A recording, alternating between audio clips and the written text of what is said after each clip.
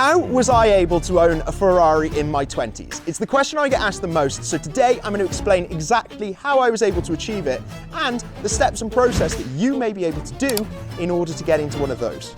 Maybe not one of those. Now, this isn't a story about winning the lottery or inheriting a load of money and maybe making money on crypto. It's quite literally starting with an average UK salary job. I worked as a video editor up in Coventry and I had in disposable around about £300 per month. Now, I'm not saying that isn't a lot of money, but it was nowhere near enough to buy a Ferrari 360. So I had to get creative, and this is what I did. Now, I'm not saying I didn't make any mistakes along the way to get this car, but that is very much the journey.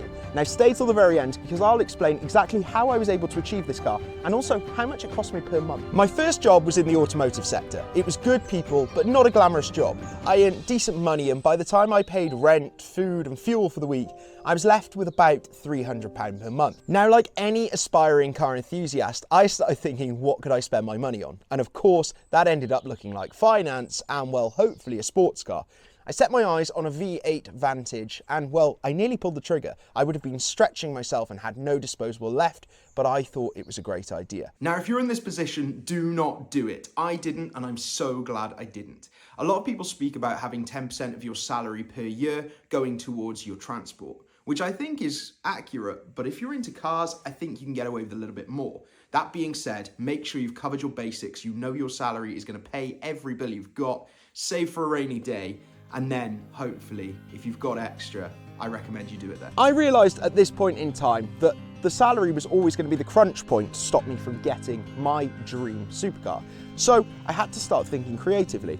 Now, that obviously starts in a lot of different ways for a lot of people. But what I actually went on to do was sell my old Lego collection. Sorry, Mum and Dad. Basically, when I started selling this on eBay, I started realising that actually by having that additional income, all of a sudden my disposable was larger and I could look at new, more exciting things. So, of course, this wasn't anywhere near enough to buy a Ferrari, but it changed my way of thinking. That first extra £1,000 that you can earn in disposable income changes the way you perceive money and the fact that hopefully it's easier to make more. Now, obviously, that was a one-off. I sold some Lego, but it made me know that I had to look for a different job that hopefully came with a higher salary. So what am I trying to say here? Well, you don't have to slash every single expense, stop having coffees after work and meeting friends. What you do need to potentially start thinking is, how can I elevate my salary, look at different opportunities to make more money, and yes, in places, if you think you're living too frivolously, make those cuts and cut those costs. What you'll find is when you start saving that extra money, it will change your prerogative around money and how you spend it and how you save. The next step for me was definitely using my region beta paradox. Conscious, you've probably not heard of that before. And it's basically an analogy where it says, if you were to travel 1 mile, you would walk it. But if you were to travel 2 miles, you would probably drive it. Meaning that sometimes when you're put in a scenario that is slightly more awkward or takes more time, you may actually travel further in life. Now, that analogy obviously comes down to scenarios. So a good example would be if you were living in a house and it had damp mold, it may push you to work slightly harder in life to be able to rent a slightly nicer apartment or even buy. Meaning you are always better off by being in a slightly worse scenario that you are dissatisfied with, so it gives you the confidence and the drive to achieve slightly more. For me, this was working in Coventry. I loved the job, it was really cool working with cars every single day, but I hated the place. Have you ever been to Coventry? No disrespect to anyone that's from there, but well, there is a saying, sent to Coventry. I really didn't like the place, and it was enough to push me on to look for other things. And well, the story starts in a pub. I went down to my local pub with my dad and we were having a few drinks on one of the few days that I was able to work from home. Obviously, if I'd worked from home the whole time, maybe I would have fallen into that job. But the dissatisfaction with having to travel up there every single day was, well, something that wasn't going to stick. I ended up having a conversation in regards to technology, and this is where I found effectively my get-out clause, the opportunity that would then lead to owning a Ferrari 360. We had a conversation about how we could evolve technology to make a better retail or user experience, and well, the next thing I know, I'm having an offer put on the table that I couldn't refuse. For me, this one conversation led to me being able to dictate my own salary, and well, give myself the right disposable income. So network more, expand your circle and meet new people. It's only by meeting new people do you open those doors that could lead you to the opportunity of your lifetime. Now, they say your network is your net worth, but let's be honest, I think just by making one new friend a year, you could see yourself grow exponentially and potentially alter your life forever. So from that point on, I had real disposable income. And of course, what does the first thing a car enthusiast do? Well, he buys a car. I had to hand back my company car, so it was something that I had to do very quickly. Now, this was in the time of COVID where, well, most people weren't buying, and that lent to me so much. The beginning of COVID, I needed a new car. And well, I had in my head that I had about a £25,000 budget with finance. I had roughly an £8,000 deposit, and I wanted to be somewhere under £400 a month. Now, don't get me wrong, I feel like I'm in the claim scandal because when I said I could only afford £400 a month, they came in at £401. I'm pretty sure the interest rate could have been much lower, but they saw me hook, line and sinker, and well, I'd fallen for a car hook, line and sinker. And this car is very much something that hopefully will be coming back to the channel, and that is a 997 Porsche 911. It was Carrara white with a factory aero kit. It was beautiful. I modified it, I resprayed the wheels, I had new centre caps, I had the interior reupholstered, I had a livery down the side. I absolutely loved this car. But an interesting thing happened in COVID. Well, of course, at the beginning, people weren't buying. But towards the end, when people had, to a degree, disposable income, and that's a question of where they got it from in the first place, whether that was direct loans, etc., people were spending. And also, you couldn't buy new cars because they couldn't keep up with demand. So this meant that I had a car for £25,000 that in one day, I managed to put up for sale and sell and have a £9,000 profit drop in my lap. Now that made me realise that obviously cars that you own could also be an opportunity to, in theory, make money. So over the next few years, I had a few different things. I had a Porsche 924 with a Carrera GT body kit, which I loved, but I could never get it running, so I had to sell that as a project, but I still made £1,000. I had a Cayenne at that time. It was an absolute bucket, but I managed to get it running really nicely, and I made £500 on that. And then, well, we always have a loss. Now, I bought a Porsche Boxster. I didn't get on with the car at all. The only time I ever enjoyed driving it was if I drove it 10/10ths and then realised I was getting through tyres dime a dozen. So I knew that car wasn't for me. And well, something was kind of on my radar at the time. So I knew I had to come out of it very quickly. And the reason I came out of it very quickly and lost on it was because I had an opportunity to buy this car for a very good price. So as things happen, I lost a few £1,000s on that car, but I like to think that I saved a hell of a lot of money by buying this car in this example that we see in front of us. I'm a firm believer that if you are able to buy a 15-year-old dream car, you stand the opportunity of owning that car relatively cost-free, if not making some money. Now the reason for that is it's already gone through its depreciation cycle. A car like that, well, most cars at 15 years old are probably being scrapped off.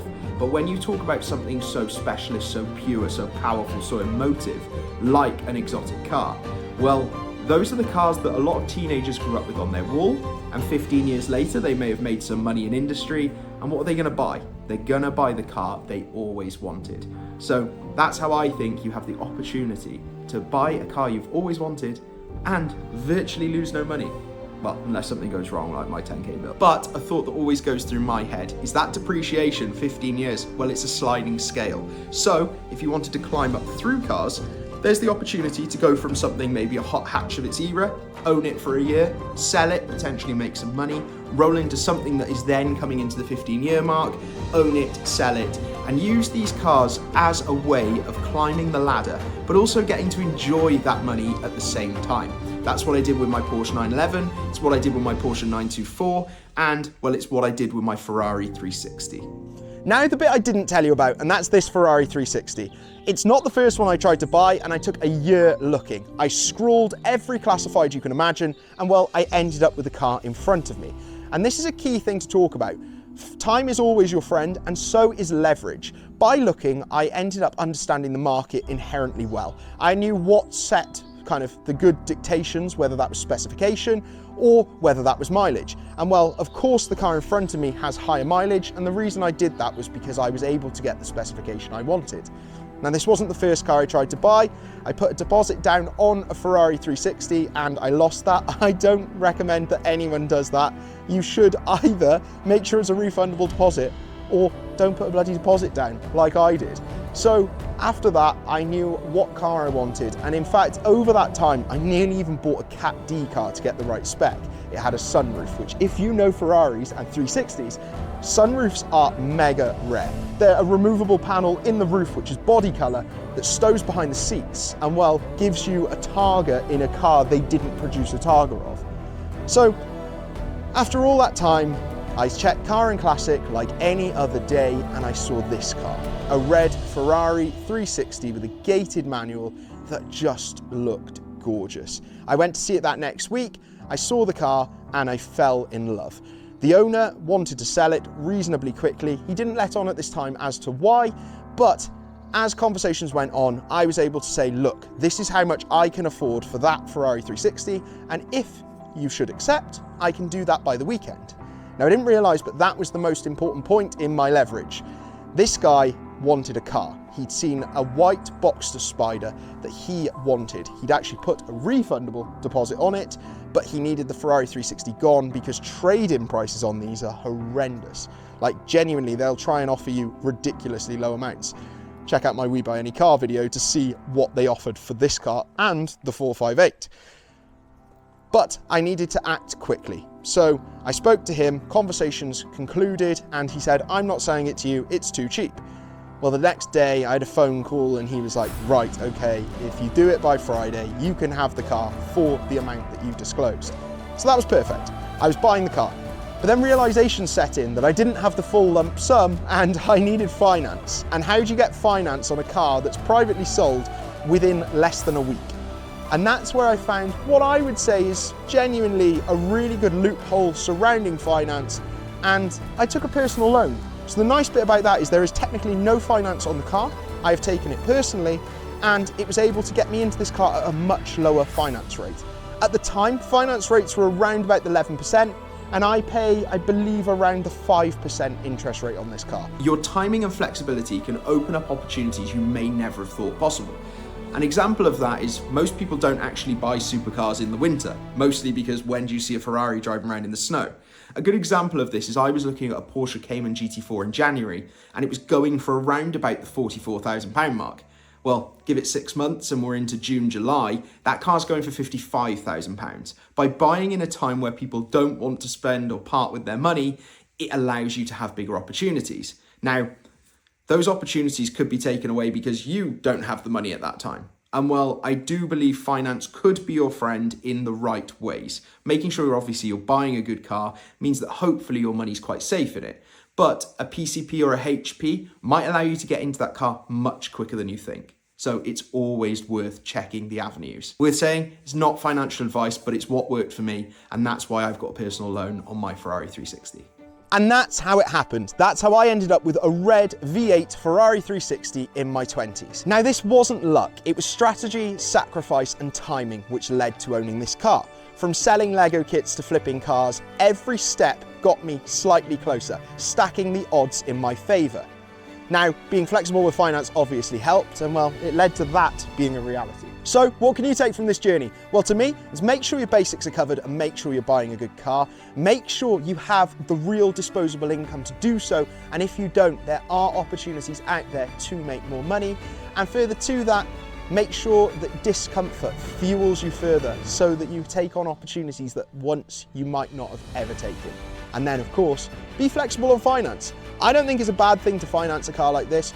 And well, whilst you're doing it, hopefully try and make some money. Flip through cars, use them as a token. Some will win, some will lose, but eventually you keep moving forward and it might mean that you have a Ferrari 360 on your driveway, or a 458 if that's what you want, or a Vauxhall Corsa, whatever that is. These steps incrementally work from a £500 car to a £500,000 car.